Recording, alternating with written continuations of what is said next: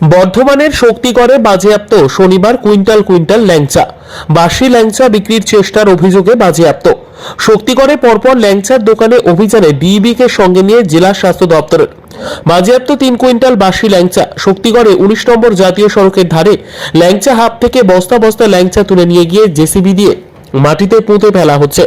মূলত গোডাউনে বস্তা বস্তা ফাঙ্গাস ভরা আধকাচা ল্যাংচা রয়েছে। এই খবর পেয়ে বর্ধমানের শক্তিগড়ে ফের হানা প্রশাসনিক আধিকারিকদের। জেসিবি নিয়ে এসে মাটি খুঁড়ে মাটিতে পুঁতে নষ্ট করা হলো খাবারের অযোগ্য ল্যাংচা। 21শে জুলাইয়ের আগে বৃহস্পতিবারের পর ফের শনিবার বর্ধমানের বিখ্যাত শক্তিগড়ের ল্যাংচার দোকানগুলিতে হানা দিল স্বাস্থ্য দপ্তর, জেলা পুলিশ, ক্রেতা সুরক্ষা দপ্তর ও লিগ্যাল মেট্রোলজি দপ্তর। এদিন অভিযানে নেতৃত্ব দেন জেলার উপ মুখ্য স্বাস্থ্য আধিকারিক ডাক্তার সুবর্ণ গোস্বামী ও deputy police super DAB AS Chatterjee. এদিন এই হানাদারিতে প্রতিনিধিরা দেখেন অধিকাংশ দোকানের রান্নাঘর এখনো অস্বাস্থ্যকর। মিষ্টির কড়াইয়ে নেই ঢাকনা, কারিগরদের কোনো স্বাস্থ্য পরীক্ষা হয় না, নেই সামান্য পরিচ্ছন্নতা বজায়, কোথাও বা বিষাক্ত রং মেশানো হচ্ছে মিষ্টিতে।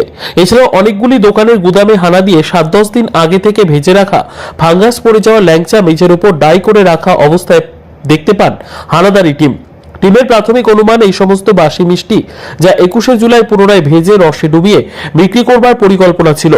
কারণ 21শে জুলাই বিভিন্ন জেলা থেকে গাড়িতে করে জাতীয় সড়ক ধরে বহু তৃণমূল কর্মী আসা যাওয়া করেন এবং এর জন্য শক্তিগড়ে ল্যাংচার চাহিদা থাকে তুঙ্গে।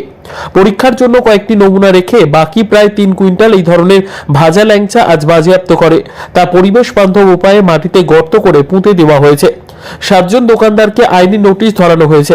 কয়েকজনের বিরুদ্ধে শক্তিগড় থানায় ডায়েরি করা হয়েছে। যারা গিয়েছে সমস্ত অসাধু দোকানদারদের বিরুদ্ধে আইনানুগ মামলা রুজু করা হচ্ছে।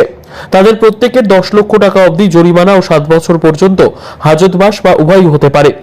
এদিন ক্রেতাদের শক্তিগড়ের ল্যাংচা কেনার আগে যথেষ্ট সতর্ক থাকার পরামর্শ দেন স্বাস্থ্য দপ্তরের কর্তারা।